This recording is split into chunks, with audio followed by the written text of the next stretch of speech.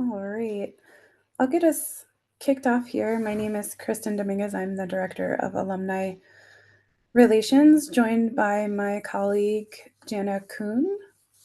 We are excited to have Benedikt Riedel here today, our 2004 alum, to kick off Curiosity Lab, which is our new TED Talk like educational series for alumni and friends. I'm going to let Benedikt introduce himself a little more in just a second. But beforehand, I thought I would do some housekeeping. We will have a Q&A session at the last 15 minutes or so of the program. So feel free to hold on to your questions until then, or you can put them in the chat and Jana and I will make sure that they get asked and answered at the end. I also want to say this is our first Curiosity Lab, and we're so excited to have you all here and have Benedikt kicking it off for us. So we will end about 3:45 with the presentation, and then we will have our Q&A.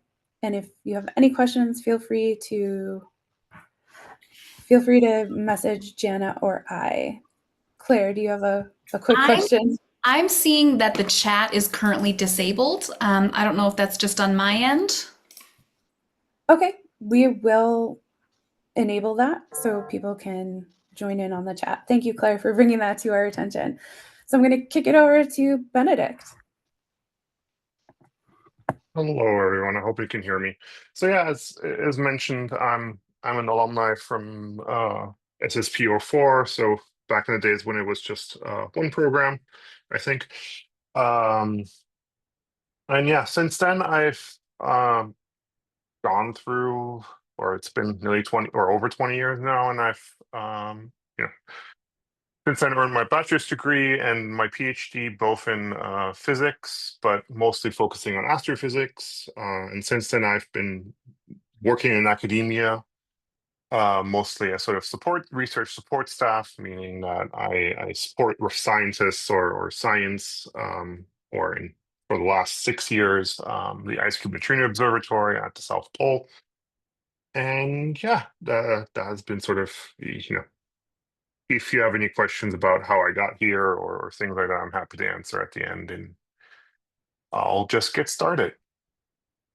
So yeah, from my side, the big thing here is in the last roughly decade, we've really changed astronomy and how we do astronomy. In traditional sense, we've always used light, and now we use more than light or more what we call messengers or traces or astrophysical observables. So just to sort of see why we went that way. Let's see. Okay, so this is every high energy physicist or high energy astrophysicist's favorite object. It's called the Crab Nebula.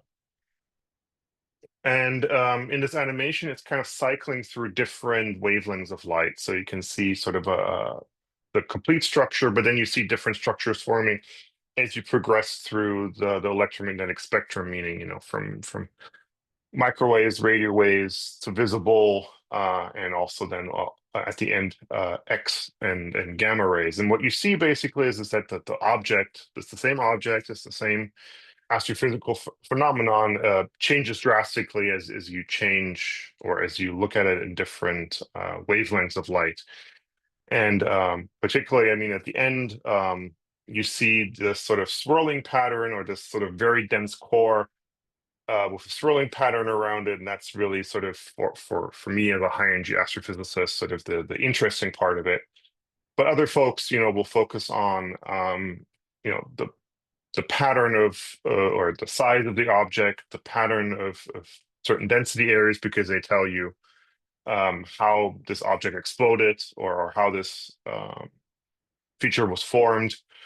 And then in the middle, you basically have a large a neutron star that is rotating very rapidly and accumulates mass around its rotation. You see this sort of as it's sort of like a swirling pattern around it. So using different light or different types of light, let me put it this way, is really not something novel. I mean, we've been doing this for a very long time in astronomy. I mean, traditionally, you only looked at visible light, but then shortly after, I mean, as sort of research progressed and things like that, I mean, we got radio waves, and the microwaves are sort of the big ones, and then infrared. And then over the last sort of decade or last 50 years or so, we also added X-rays and gamma rays. So here, for example, we have our own personal sun.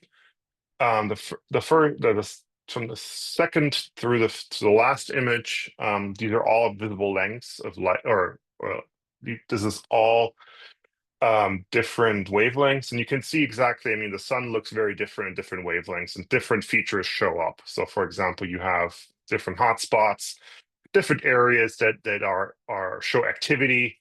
And in some cases, there's nothing to see, and in other cases, it's very violent and eruptive. I mean, these are not taken all at the same time, but ultimately, I mean, you can see, for example, especially on the high energy parts, how the magnetic fields around the sun, or how they move, or how they're produced, and things like that. And then the very first image is actually one of our new messengers. This sort of blobby kind of very indescript is actually a picture of the inside of our sun. So this is the very dense core, or I don't know, it's dense, but rather just the core of our sun, and it produces a significant amount of what we call neutrinos. And I'll go into what exactly neutrinos are in a bit, but ultimately they're subatomic particles, and we can detect these subatomic particles and trace them back to a source. And in this case, the source is our own sun. And the majority of these particles come from the center of our sun. So why do we do this? Why do we care? Why do we want to go beyond sort of the electromagnetic spectrum? And a big portion of that is, uh, we see different things with different light patterns, but also about 20% of the universe, give or take, depending on how you measure it, is sort of dark to traditional astronomy, meaning that at the highest energy, so the most violent objects in the sky, and also the most cataclysmic events in the sky, and also furthest away, we cannot detect. And I mean, there's a lot of different things that happen at various different energies and at various different scale lengths that are interesting to kind of understanding where we come from, where things like, where things like, heavy elements above iron come from, and things like that. So I mean, when Carl Sagan said we're all made of stardust, in some respects he's correct. The iron in our blood, the carbon in is all made in stellar explosions. But then there's things like gold and uranium, and these cannot be necessarily produced in these sort of quote unquote normal ways. And this is part of it. But then also, I mean, we always want to probe deeper and further into the universe and understand that way. Luckily, there are kind of two ways how to get around the sort of darkness of the universe. We have these new set of what we call messengers. They're gravitational waves and neutrinos. So gravitational waves, I'll explain it. It's sort of like a ripple in space time, or in space, that you can measure, and then neutrinos are subatomic particles. So sort of going a little bit into this, exactly why we do this. A lot of stuff at the highest energies, especially on the electromagnetic side, is absorbed over long distances or through dusts. Then similarly, other particles, mostly the charged ones, so the ones that you typically know are protons or electrons, they actually get deflected in magnetic fields, meaning that they don't, if we detect them on Earth, they don't necessarily point back to their source.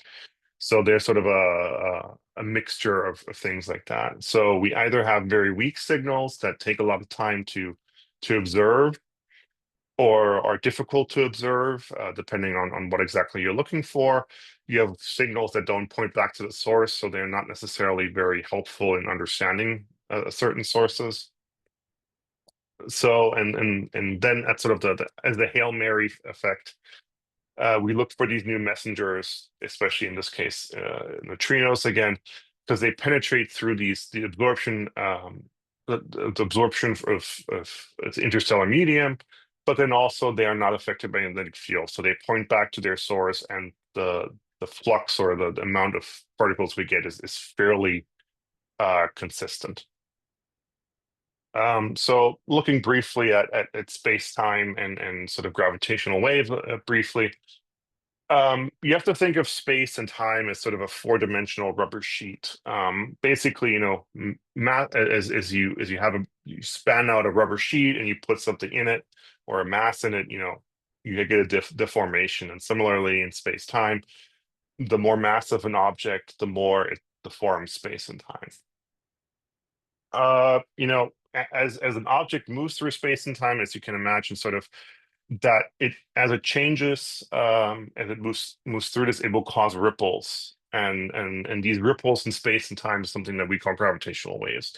These are predicted through the general theory of relativity, and basically, ultimately, gravitational waves are everywhere at all time, and anything that has mass. So you are creating gravitational waves as you move through space and time. But ultimately, they're so minute at that point that we can't detect them, or we can't detect them at this point. So as I sort of hinted at, there's a lot of noise to filter out. We have all these everybody's the source. Everything is sort of a source of gravitational waves. So we need something loud and unique that we can detect. So we kind of logically go to, we need something that will deform space and time significantly and do so in a very short period. So in this case, we take two massive objects, and they basically are spiraling into each other's.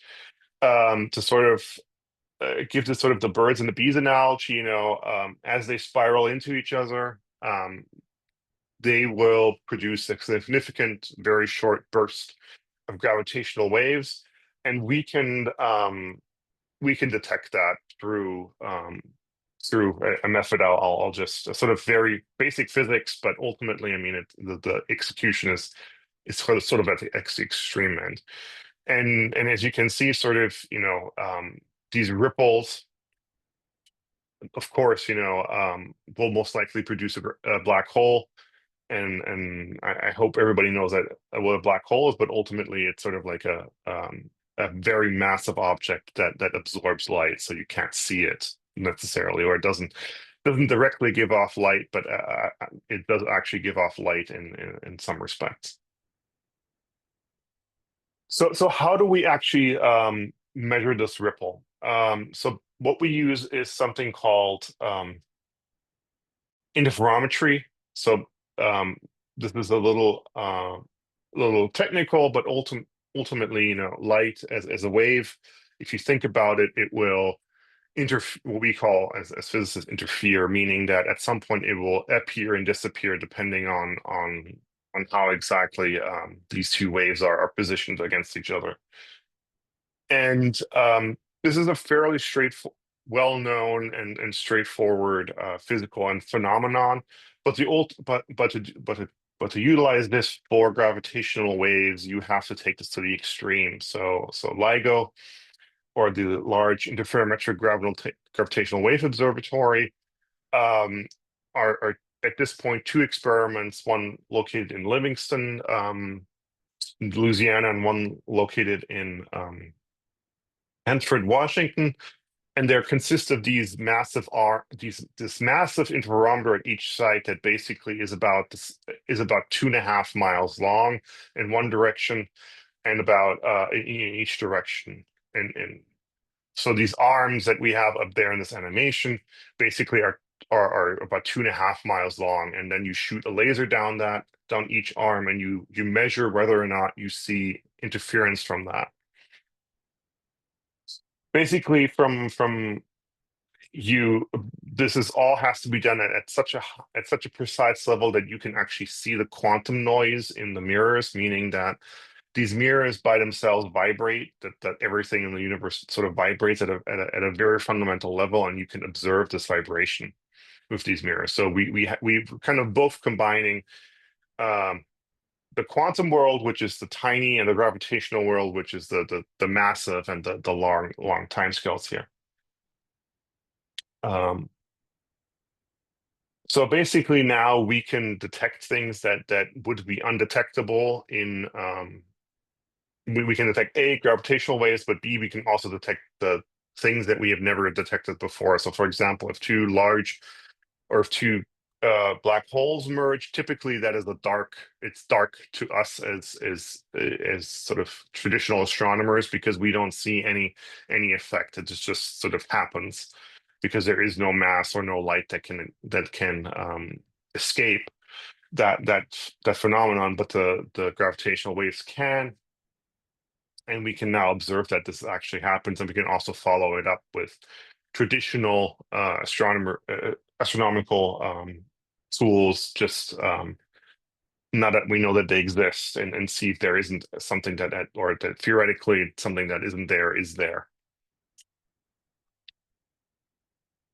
So over the last roughly 20-ish years, LIGO and their partners have detected over 200 of these gravitational wave events. And sort of this is an example of how this actually looks. You sort of have a measure of what they call strain, or of what you see is here sort of a measure of how much vibration there is, or how much the detectors are interfering, or the light in the two detectors is interfering. And then basically you can compare this to numerical simulations, and then you see, you can detect these sort of it does not seem loud, but compared to sort of the background of that one, it is fairly loud, quote unquote loud to them. And then also because you have two detectors, you can then do something called, you can localize this on the sky, compared to sort of a traditional or a traditional telescope. This is a massive area of the sky, but I mean, given what we're doing, we're doing at the cutting edge of physics, and also cutting edge of astronomy in many respects. This is sort of a large area of the sky, but ultimately this shows that we can actually do a lot of physics with these events, and understand sort of the intricate the details, and also the sources of these events. So I'm going to shift now to our sort of the neutrinos, because that sort of has been my focus for the last nearly 15 years of my life. So sort of the one slide primer is, so we have the Standard Model of particle physics, as one of the most successful scientific theories. I mean, we've predicted a lot of it with it, and it has so far been mostly proven correct. It basically encodes the 3 out of the 4 fundamental forces that we see in nature. So the one that it doesn't encode is gravity, but ultimately everything like the electromagnetic force, the weak force, and the strong force are all encoded sort of in this grouping of particles and their interaction with each other. You might have heard about the Higgs boson, which is the sort of the thing that's sort of the last piece to the puzzle that we had to discover, which was done in 2012. But what we're focusing on is these sort of what we call the neutrinos. So they're in the lower right-hand quadrant here, and they come in 3 types as sort of sisters to what we call also leptons. So basically, an electron is a lepton, and then it has 2 heavier cousins, relatives, called the muon and the tau, and then each of these leptons has their own neutrino counterpart. So ultimately, I mean, yeah, it is a fairly law. I mean, all of these are are something called weakly interacting, meaning that they only slightly interact with matter, meaning that they penetrate matter very easily. and they don't necessarily interact. I mean, they only have certain paths that they interact over, and then also they only they're very hard to detect ultimately. So coming back to this diagram briefly, I mean, so we kind of had the solution of using neutrinos for astronomy, but ultimately the of course nothing comes for free in some respects. And the fact that that neutrinos don't interact with the interstellar medium or the dust that is in the universe also makes them hard to detect on Earth. Ultimately, what we're seeing is that we need a massive science experiment to be able to detect neutrinos at high energies.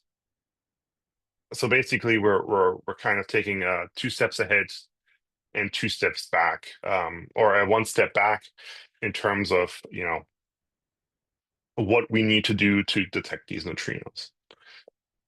So so one thing that we've come up with is IceCube, sort of weirdly named in some respects, but it is literally a cubic kilometer of ice. So to sort of explain briefly, so Antarctica is covered by a glacier that's somewhere between meters to several miles or a few miles thick across the continent. And this is mostly an effect of the location of Antarctica, and then also that as the snow falls, it basically gets it gets layered, and then over time that snow turns into ice ultimately. And we're talking about hundreds of thousands of years of precipitation here. So you get up to miles of ice over the continent. And so we need a large detector, and we need to build it relatively cost effectively. And so we use the natural medium, this ice, at the South Pole, and put in what we call a digital optical module, which is or DOM. Basically, what we have is a light detector with some electronics attached to it that we can read out. And what it detects is what we call shrink-off light. And I'll go into the details exactly of what that all is in a bit. But ultimately, we have 5,160 of these individual detectors that are occupying roughly a cubic kilometer of ice.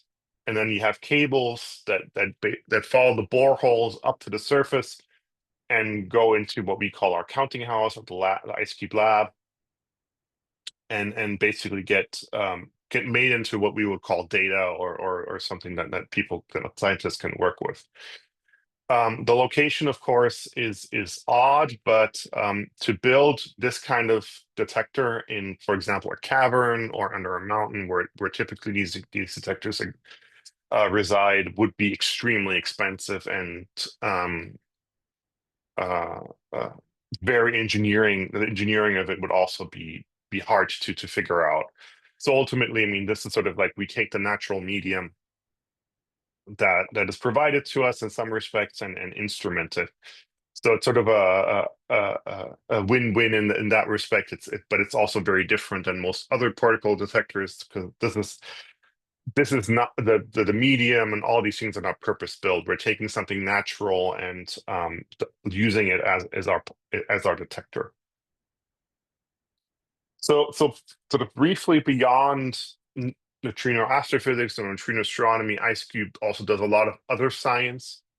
The big ones at the moment are neutrino physics, meaning we study the nature of neutrinos as well, and how they interact with matter.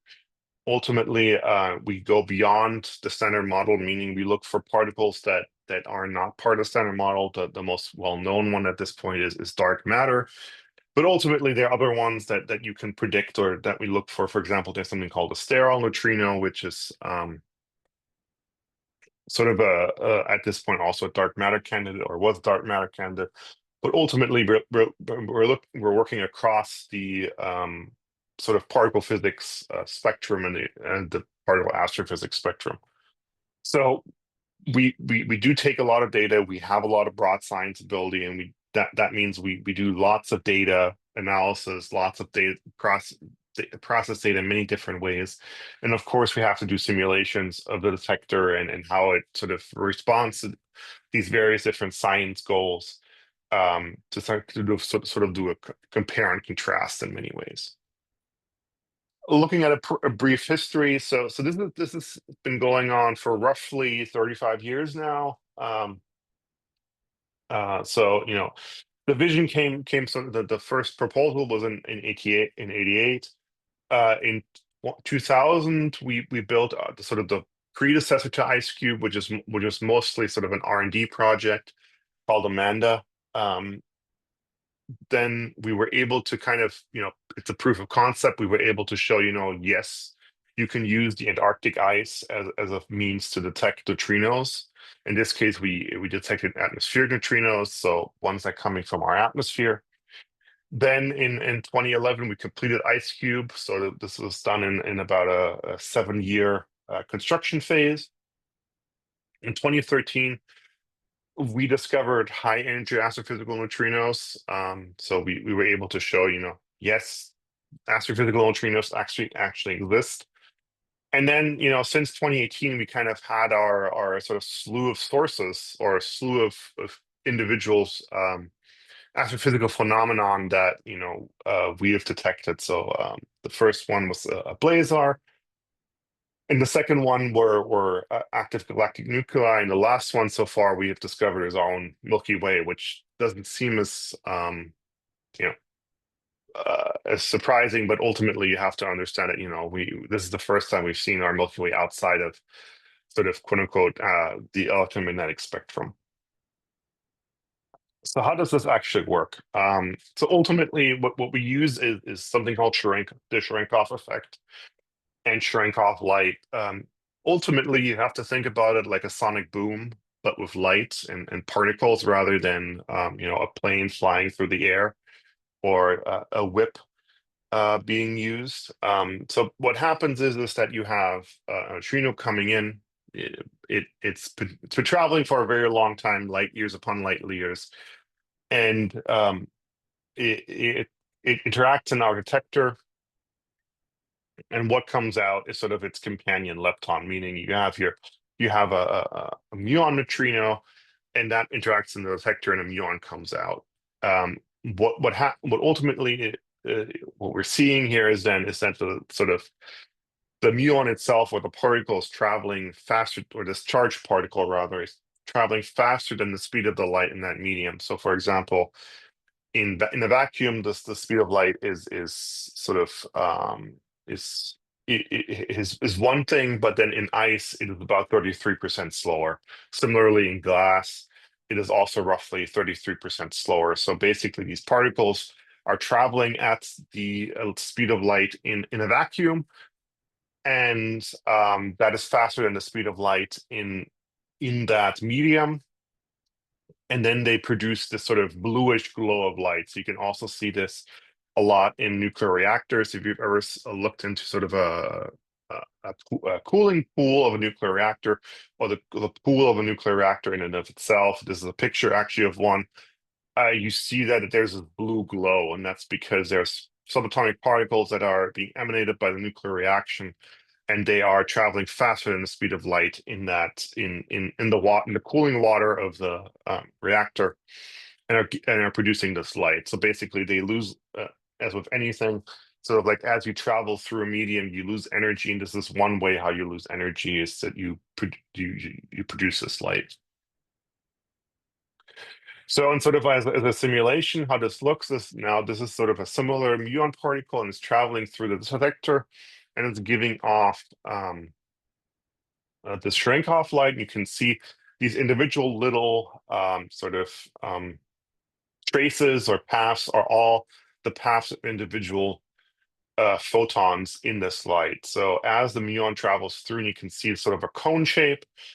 And then we take these individual photons or particles of light and trace them through the detector, or the Arctic medium, and then the Antarctic ice, and then try to figure out if they were intersect with our detectors. And you can see sort of the scale here overall of IceCube in some respects these little white dots along these strings, those are those are sort of relative sizes of our detectors compared to oops, sorry, compared to um, uh, compared to the overall detector size. So, so what does our data actually look like? And a big part of this is sort of we have sort of three very very broad categories that we call a track, or basically a line through a detector. You basically can draw a line as the particle travels through the detector. There's something called a cascade or a ball, which basically looks like a ball in a detector. And we have something called a double bang, which is a dumbbell. And all of these different shapes basically tell us what particles what type of interaction has happened, and what type of particles were produced in that interaction. And ultimately, you from the length and the size and all these various physical aspects of it, you can then discern what particle it was, where it came from, how much energy it had, and sort of all the physical properties that we care about. Sort of to drive home a little bit the size of the detector. So this is one of our particles overlaid on the lakefront in Madison. So this is I mean, as you can see, this is multiple city blocks across, and this is sort of how you can also then still see our the size of the detector. So this is sort of like a very large, this is a very high energy uh,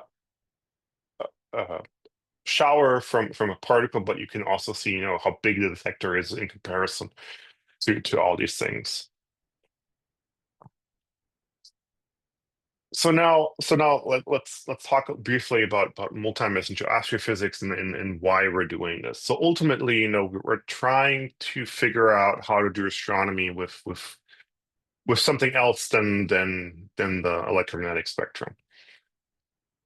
But it can in a lot of there's a lot of physical things that happen in the universe that are sort of free, where neutrinos and gravitational waves are the only ways how we can see them, or they're sort of early warning in some respect. So for example, when a star explodes, the neutrinos are an early warning to whatever electromagnetic emission it might have, because the neutrinos are the only thing that can leave the dense areas of exploding star.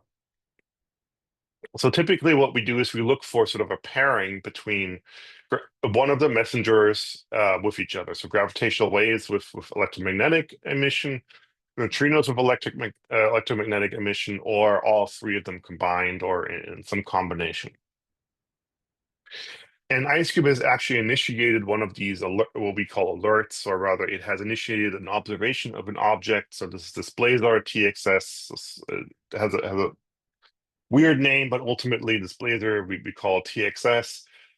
And on basically IceCube detected something from this object on September 22nd. And over the next month, we had basically across the electromagnetic spectrum, people follow up on the observation. And in all cases, they basically saw uh, an axis in emission from what we had before, what we had before. I mean, ultimately, a month seems like a long period here, but we're striving to basically be able to do this within seconds. So basically, say we as IceCube send out an alert saying we see something, and then seconds later somebody else can do a follow up, either from there's these automated telescopes that would follow up. It could potentially follow up immediately.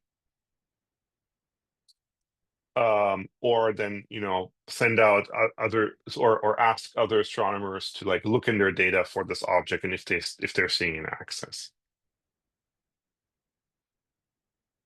So one of the key aspects here, and something that I work on significantly, is sort of the data management and how do we do all of this.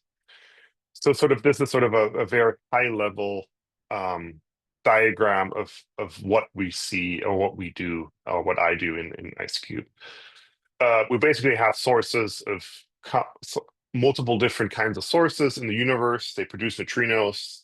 the neutrinos arrive in IceCube, they are detected. And then we basically have three different data paths for this. We have sort of an alert path, meaning that, as I just said, we want to detect these things immediately, and if they're interesting, then we want to notify our friends in the community, mostly across different messengers and different uh, astronomical detection. Then we sort of, which is a very sort of thin, sort of think phone modem size data pipe that basically you make a phone call and you transmit data over it. That is a continuous link to UW-Madison. Then we have a reduced data set that we transfer once a day over satellite from the South Pole to UW-Madison for basically further processing and doing sort of having a high-level data set. And then once a year, we have folks that go back, that go to South Pole and basically ship back crates of hard drives, and they do sort of the trains, planes, and automobiles of data, where we send the data from the South Pole via plane to the coast, then it goes via ship to the US, and then in the US it gets put on a truck and also sent to UW-Madison. We didn't ingest that data and further process it. And then sort of that's sort of like one of the many aspects sort of I wanted to hint at, sort of about how this works in terms of the science and how complicated some of these things are, especially if you're in an area like the South Pole. So, and how I wanted to end was basically saying, now that we've done this for over, or we've been studying this for nearly 35 years, we actually have sort of a new sense of our own galaxy. So, for example, here's sort of a comparison. This is what the very top is what our Milky Way looks like to us in the optical, and then in very high energy gamma rays. So you see how different these are. You see a lot of dust in the optical, and in the gamma rays you see sort of a very different pattern, a lot sort of more concentrated around the plane of the galaxy. And then you can also do predictions. So the middle two are predictions of what we should see in neutrinos in terms of that.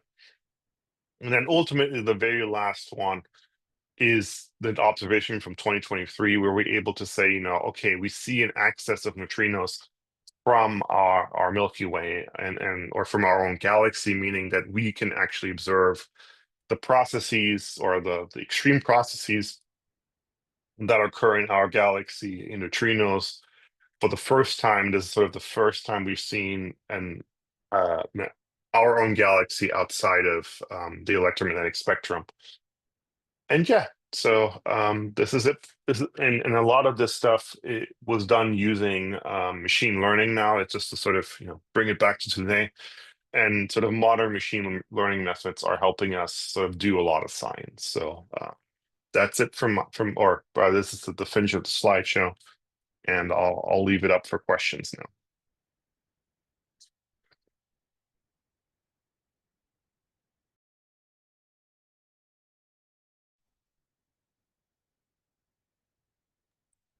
Hi. Benedikt, I have a question. Sure. Do you get very many false positives with IceCube? And the other question I had was, does when you get a neutrino event and you get the Chernoff radiation, do the other neutrino detectors that are like using heavy water and that type of thing around the United States and other places, do they pick up the same neutrino event at the same time? Is that typical? So to answer the first question, so what we actually have a lot of sort of false positives. Let me just go here one slide back. So what we do is we get a lot of false positives coming from the southern hemisphere, meaning we get a lot of stuff from the other side of the Earth. Basically, from And then we use the Earth as a shield. Basically, we observe the northern sky, or we at the moment we have sort of focused on the northern sky, and we use the Earth as a shield to shield us from a lot of other radiation that exists out in the atmosphere, and it occurs in the atmosphere. And we do get, but there's also still some interaction of cosmic rays, so these charged particles, so protons, neutrons, etc., and charged nuclei interact with the upper atmosphere, and we get a lot of neutrinos from there. So it heavily depends on where you are in the sort of and what energy you're looking at. So the higher you go in the energy, the more likely you have an astrophysical neutrino. And the lower in energy you go, you most likely have what we call an atmospheric, or something that comes from these showers that are represented here on this slide with this sort of these these trees that happen in the atmosphere, and we do get a lot. So we get about 100 neutrinos a day, give or take, and out of those, maybe one or two are astrophysical. I mean, we do. I mean, from our alerting, we do get roughly one event a month that is sort of interest, and we detect, at 3,000 hertz at any given day. So we have triggers at 3,000 hertz, and we narrowed that down now to one event a month for some people. And so to answer the second question regarding if other detectors detect this, actually, IceCube is built in such a way that it's focused on very high energy. So things that we cannot at this point produce on Earth, or we as humans cannot artificially produce. So a significant number of, or ideally all of the other neutrino experiments that exist or that are operating at this point use artificial sources. So either accelerators, so they're accelerator beams, or the sun, or they focus on much lower energy. So we operate in the not to be technical, but we operate, like 1,000,000 times higher energies compared to these other experiments. So these neutrinos do not would not show up in the detector. Separately, the neutrino gets destroyed once it interacts in our detector. So basically, they wouldn't be able to detect it anyway because it gets destroyed at that point. Okay, thank you.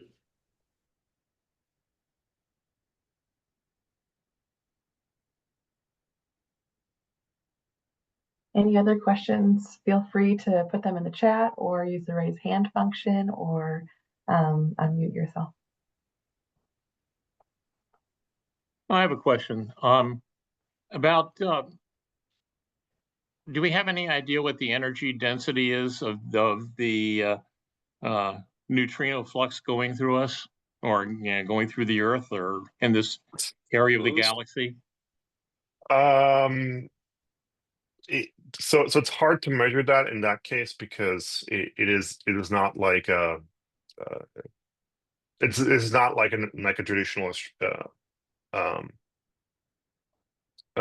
observatory. So what you have to think about is that we do not detect.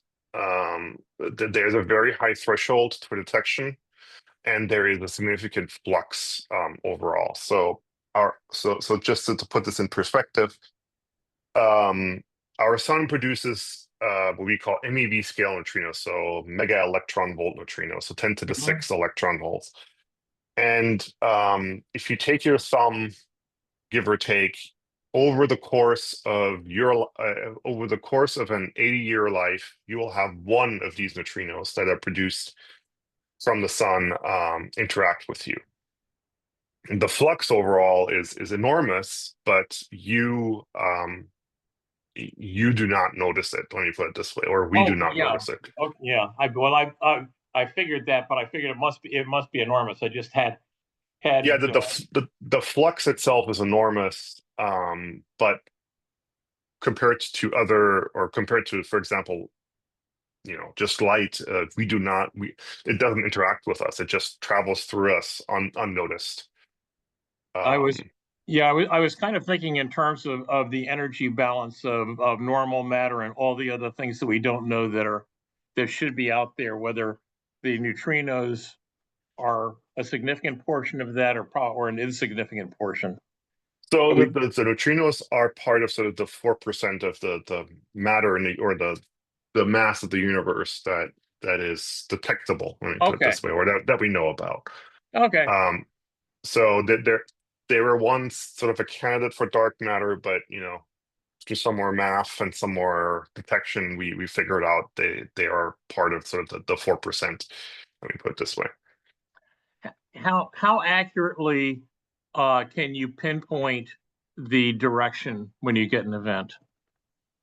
It depends on the event type. So with these tracks, we get about 0.3 degrees, which for the regular astronomer sounds enormous, but for neutrino astronomy is very good. And for these sort of more ball-shaped events, you get about 10 to 15 degrees in the sky. Okay, thank you.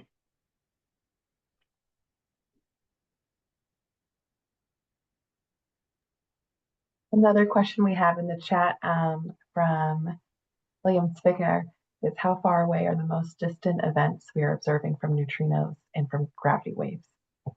I don't know off the top of my head. I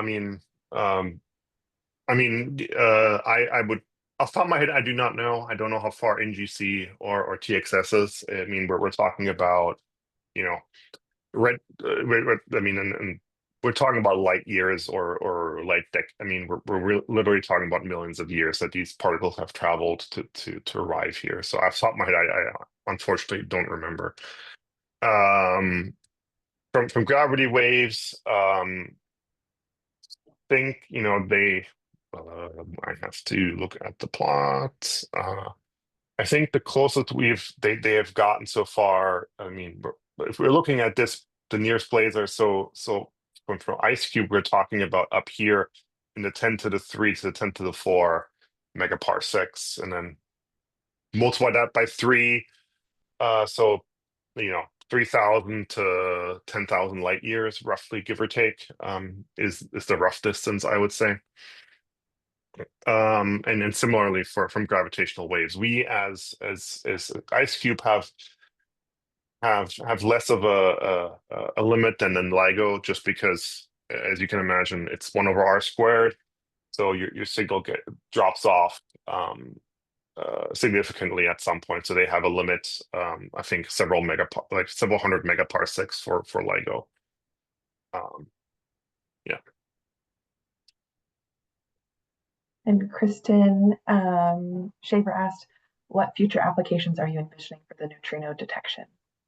I mean, from my point of view, the big thing, the big hope is a quark collapse supernova within our galaxy. So that is one thing that a lot of these neutrino detectors are hoping for, that will happen within the next century or the next few years while these detectors are online.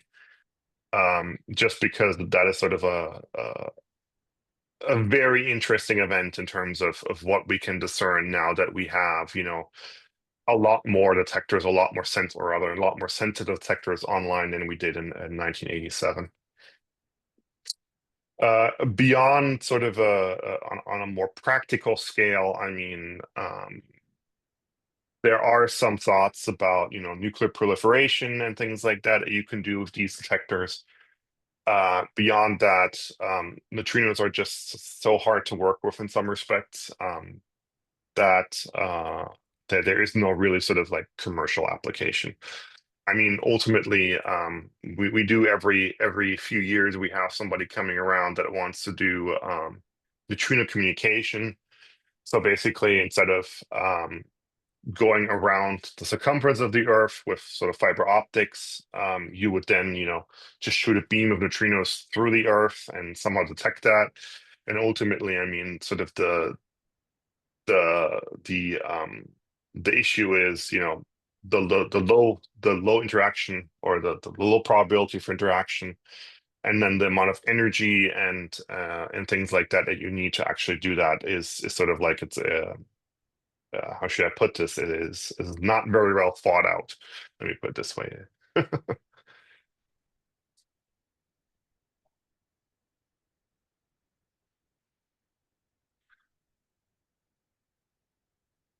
Sort of briefly, the comment on Greg's thing is, it's not the neutrinos that you have to worry about. It's these the particles that come from these air shower, what we call air showers. So basically, very high energy particles are interacting with the upper atmosphere, and you get sort of a cascade of particle interactions from them, and that's usually what upsets your chips and your memory and your RAM and things like that. That's why we have things like error correcting memory.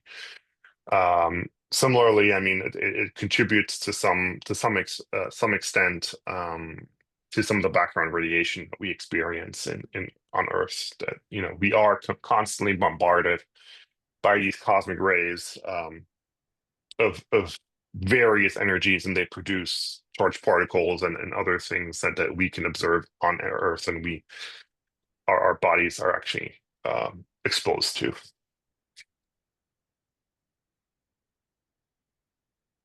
I had a question about, you're mentioning being able to detect a neutrino from the collapse at the center of the Milky Way. No, we were able. No, we are able to. So two things. We're able to detect neutrinos from the center of our Milky Way. So Sagittarius A, and so there is a hotspot there. Okay. To, you know, in a very broad sense, hotspot. The big thing is, we're looking for core collapse supernova in our galaxy, and neutrinos from that. So just a little bit of theory at that point.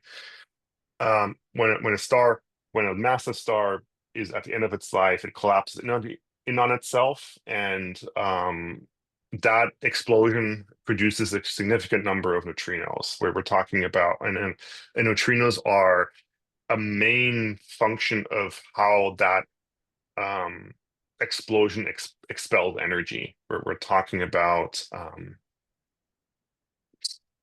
10 to the 50 ergs is the unit, but ultimately, I mean, it's a very large number of a very amount of energy that gets expressed or expelled through neutrinos, and in this core collapse of a massive star. And ultimately, going back in 1987, there was one of these core collapse supernovae in our companion galaxy, this the Large Magellanic Cloud, and there were 3 detectors at the time who were able to collectively detect 13 events from that. But since then, we have IceCube, we have and a whole other fleet of other experiments that are now online and are much more sensitive than the ones that were online in 1987. And ultimately, what we're trying to figure out is what happens during these explosions. Again, coming back to, we're all made of stardust. You know, is how are, you know, elements beyond iron made is one question.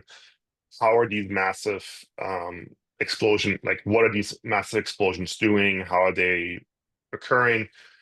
And then the other thing is that neutrinos are actually sort of an early warning. They arrive a few hours early compared to the light from these explosions, mostly because of the only thing that can leave the dense environment. So the light gets reflected or reflected back in because of the dense environment, but neutrinos can travel out.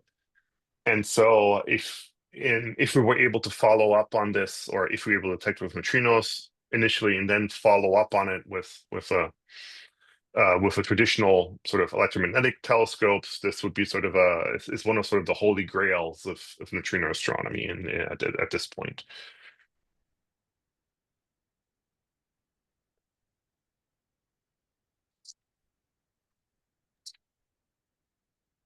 Christian Shaver also asked, is the University of Wisconsin the main place studying neutrino physics?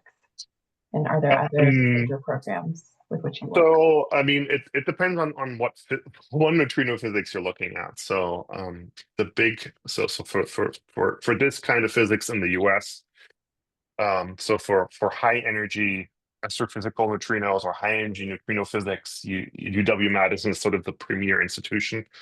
IceCube itself is made up of so there's a scientific collaboration that is 58 institutions across the world. So it's not just UW-Madison.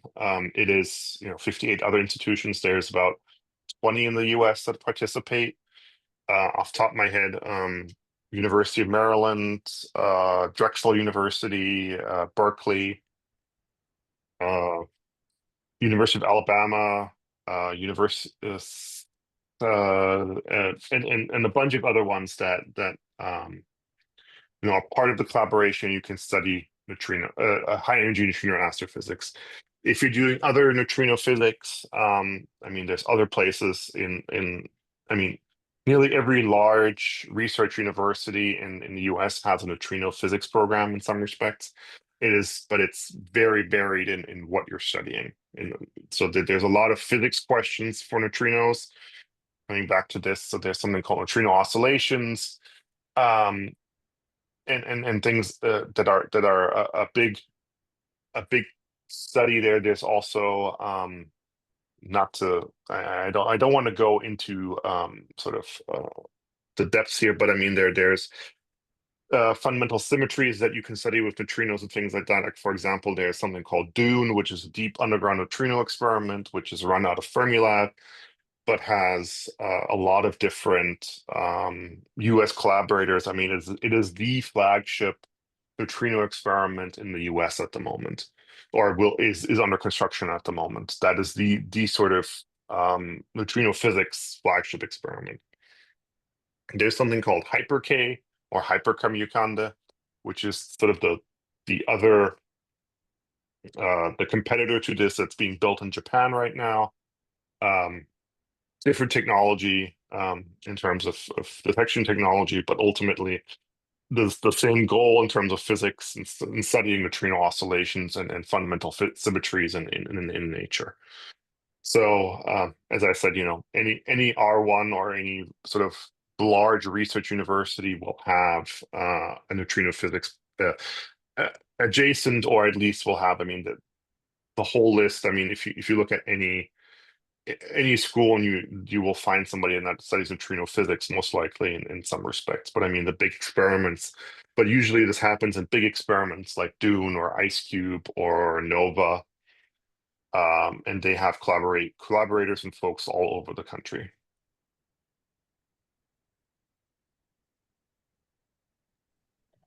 And Benedikt, we've had a request for your email address. Yep, I will post that into the chat. Perfect. And then just to wrap up, please keep the second Sunday at 3 p.m. Eastern Time reserved on your calendars. Thank you, Benedikt. This was our first Curiosity Lab, and he was very brave to start us off strong. But we'd like to make this a monthly event. And if you were inspired today to share a presentation yourself, we would love to hear from you. You can either email the SSP alum at ssp.org email address, or we also have the SSPI network that launched earlier this year, and it's like a social networking platform for alumni and past like staff, that it's a place that you can connect and network, but also see other individuals from your alumni year. And so we have a link there for that as well. So please register yourself, and then there's a survey that you can put in your interest on that form, and then we'll reach out concerning presenting in the future. And then as well, we will be saving Benedikt's presentation, and it will be a resource on that SSPI network page, as well as as our YouTube page, because there's lots of people who will want to watch this going forward. I think that's all the questions, and there's just lots of kind comments, Benedikt, saying thank you. And so we appreciate everyone coming, and especially to Benedikt for taking the time to present to us all of your information and knowledge. Thank you very much. Thank you so much. Thank you. Okay, well, everyone You're have all a great rest welcome. of the day.